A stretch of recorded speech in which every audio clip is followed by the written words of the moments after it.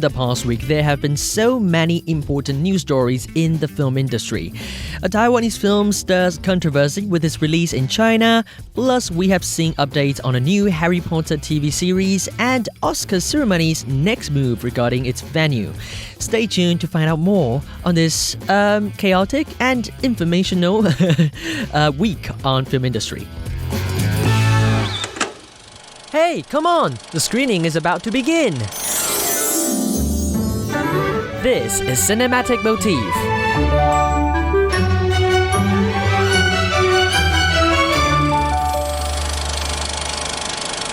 Hello, I'm Wanson, a film critic and a content creator, and welcome back to Cinematic Motif, where I introduce you films in Taiwan and around the world.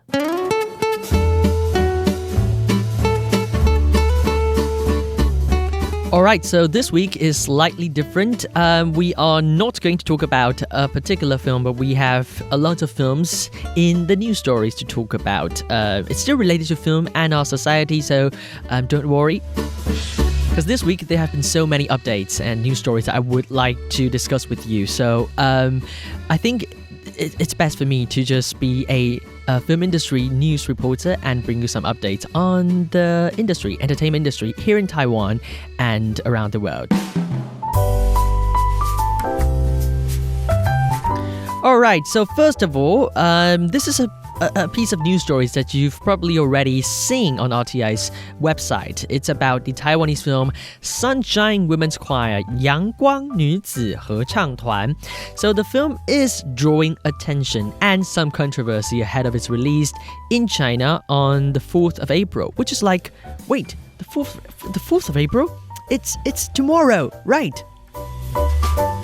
So the movie originally premiered in Taiwan on December 31st and has been a major success, with its box office number reaching 750 million NT dollars, and basically it has already broke the Taiwanese box office record in our history of film industry, okay? And it has also done well internationally with strong showings in markets including the United States, Canada, Hong Kong, Australia, New Zealand, and Malaysia. But recently, the film's promotional materials on Chinese platforms labeled the film as the Taiwan region, China, box office champion. The wording has caused backlash in Taiwan because it essentially talks about, it indicates that Taiwan is part of the People's Republic of China, part of China, Taiwan, China. And the film even calls Taiwan region. So some Taiwanese critics, including our friend of the show Wanda Wang and some other people on the internet, argue that the film, produced with government support, is appearing to cater too closely to Chinese audiences, especially given the wording used on platforms like Weibo, that is the Chinese social media platforms. And the latest development is that government officials have responded. Premier Cho Rong-tai and our Minister of Culture Li Yuan both addressed the situation this Tuesday, noting that Taiwanese films released in China must go through state-run distributors, which then take control of marketing and promotion. Basically, the Ministry of Culture knows that this is part of the problems of the Chinese distributor, that is their state-run distributor. And our minister warned that China's massive market can be used to influence how Taiwanese films are presented, and he urged the public to stay alert to tactics that could create division within Taiwan. He also encouraged the film industry to look beyond China by strengthening international partnerships and funding sources. Basically, move away from the Chinese market so that you don't get influenced and control by the Chinese market. And Li Yuan also emphasized that the government will continue supporting Taiwan's film industry, which includes helping productions succeed locally and expand to the international markets. And there's also a really important point pointed out by Li Yuan I would like to talk about. Basically, our minister stressed that Taiwanese films have had a strong start this year at the domestic box office. Recent hits including A Foggy Tale, we've already talked about that film on the show. We have Hero Hito, which is a documentary on baseball, and even the film Shuangxi. We've also talked about that film on the show. Anyway, they both surpassed last year's, their summing up surpassed last year's total. So, our culture minister Li Yuan concluded by stressing the importance of building a resilient cultural industry. It should be an industry that can thrive in a free and open environment, maintain creative independence, and avoid outside influence. My question is, what do you think about this crisis? Do you think that the Chinese market is currently being used as China's strategy to cause controversies and divisions in Taiwan society? My personal observation as a film critic is, yes, it is. It's giving the benefits for Taiwanese movies to gain that big market of China and use it as an incentive for these production companies or distributors to go align with their policy and sometimes to cause controversy like that in Taiwanese society. So I would say it's always dangerous to rely on China's market, and that would be my advice for the film production companies here in Taiwan. Anyway, that is my opinion.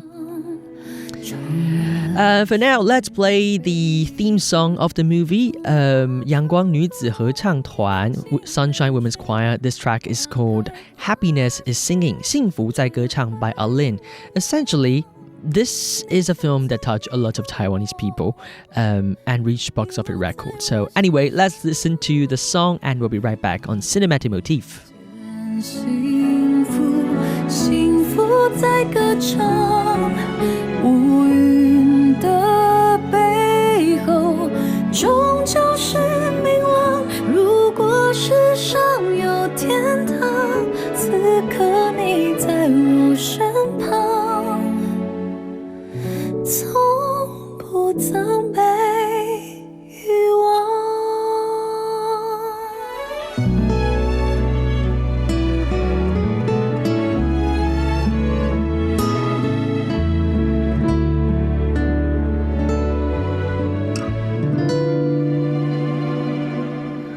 就算是一秒，换地久天长，时间会治愈人破碎的伤亡。再见已太辛苦，风不分离的伤，愿心酸将你我都酿成阳光。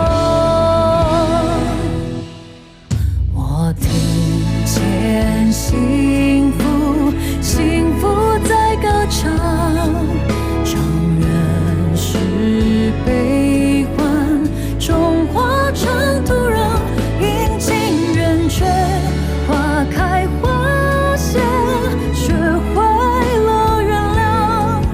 你将最美的梦遗落在我心上。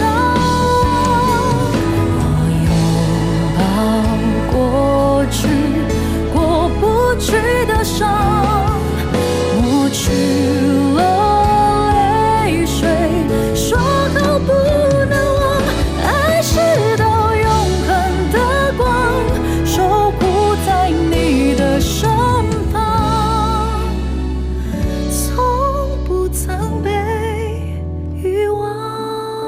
This is Alin and Happiness is Singing, 幸福在歌唱, the theme song of the movie 阳光女子合唱团 Sunshine Women's Choir here on Cinematic Motif.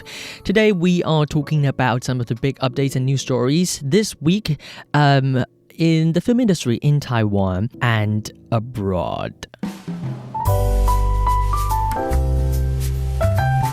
Alright, so aside from the Taiwanese industry, now we are moving on to the global industry a little bit. So a brand new television adaptation of Harry Potter is on the way and fans are already getting a first glimpse of what to expect in the trailer released last week. So the upcoming series produced by HBO aims to retell J.K. Rowling's original books in greater depth, with each season dedicated to one novel. So the trailer it's not a trailer but more of like a teaser. The teaser is about the first novel, that is Harry Potter and the Philosopher's Stones. Now pay attention, the TV series used the US title Philosopher's Stone rather than the UK title The Sorcerer's Stones. So there has been controversies. Not controversy, but like people discussing, okay, so this film is basically made for the North American audience rather than the UK audience. Anyway, so have you seen the video, the teaser, last week? Basically, it offers a look at the tone and style of the show. So the series is staying very close to the source material, both in its storytelling and visual approach, and it feels quite similar to the original movies, but the music sounds less epic, I think, and the actors and actresses are different. So the producers say the goal is not to expand the franchise into a large spin-off universe like Marvel or DC, but instead to focus on faithfully adapting the books. So each season is expected to dive deeper into the story, potentially including scenes and elements that were left out before. So picture this. Of course, with a longer length dedicated to each book compared to the movie's 2.5 hours, of course, the TV series could go deeper. Of course. So the first season, which is based on Harry Potter and the Philosopher's Stone, is expected to premiere around Christmas. So still have like half a year to go. But hey, I'm looking for the sequels to the Fantastic Beasts series. That is my comment. Dear Warner Brothers, where is that series that I'm looking for? that is my comment. Anyway, so J.K. Rowling still serves as the executive producer for this series. So she still have that unresolved hostile comment on transgender women. Well, that thing would definitely cause further controversy before the series release. J.K. Rowling has not even clarified that controversy, the issue on transgender women and her comments. So, I mean, there are a lot of things that will happen. I can tell you that will happen before the release of this TV series. Anyway, I'm looking forward to the series as a Harry Potter fan, but hey, I need my Fantastic Beasts series, okay? Anyway, let's play the track from Harry Potter's movie. This is Fawkes the Phoenix by John Williams from the second episode, I guess. Yes, second episode of the film, not the TV series, okay? Let's give it a play and we'll be right back on Cinematic Motif.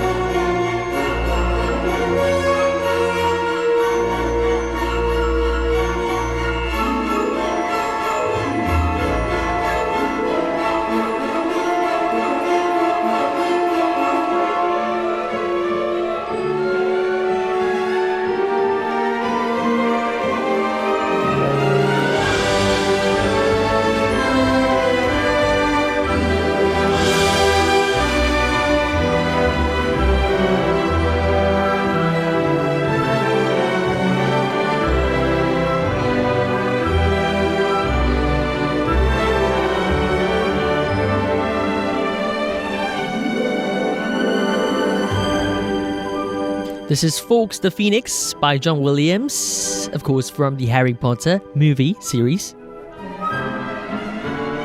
I know for the past few months I've been playing like Harry's Wondrous World, from the start of the show. So I'm picking a new one for you. This is a new one for you, Fawkes the Phoenix. Yes, you know the Phoenix in Dumbledore's office. I love that story. Anyway, this is Cinematic Motif on Radio Taiwan International. Today we are talking about the updates in the film industry for the past week. Now, moving on for the final story, I have something for you about the Oscars. So, you know, the Oscars, of course, it's going to be on YouTube Live a few years later. But this is not the only update. The Oscars are also preparing for a major change about its location. So starting in 2029, the Academy Awards will move from their longtime home at Dolby Theatre in Hollywood to a larger Peacock Theatre in downtown Los Angeles. So the Dolby Theatre, known for hosting the ceremony since 2002, that's been 24 years, and sitting along the famous Hollywood Walk of Fame, has been closely tied to the Oscars for over 2 decades.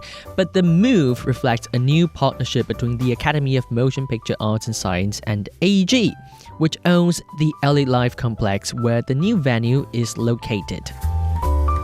So executives say the shift is about creating a bigger, more modern experience for audiences, and AEG has promised a setting that highlights creativity and delivers a memorable show for fans around the world, blah blah blah. I'm sorry, should I say that on radio? Anyway, of course, they should be doing that. And the relocation, which is about 8 miles across the city, also marks something of a return to the Oscars' roots.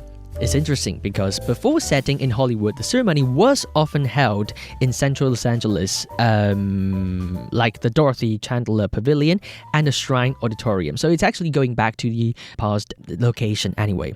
So that is that. I don't know what to expect, but it's going to happen on the 2029th edition of Oscars, so we've still got time away.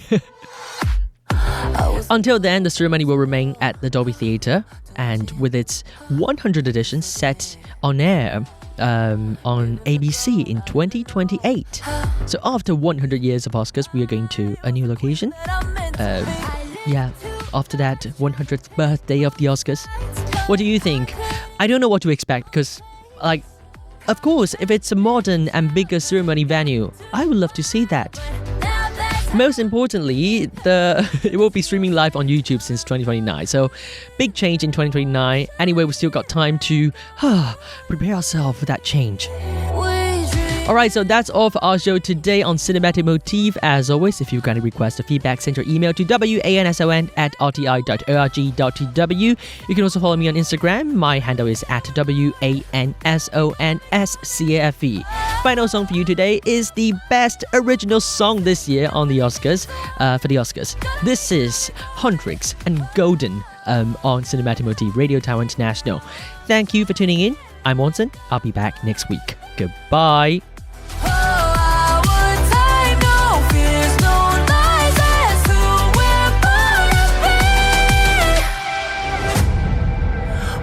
So long to break these walls down, to wake up and feel like me.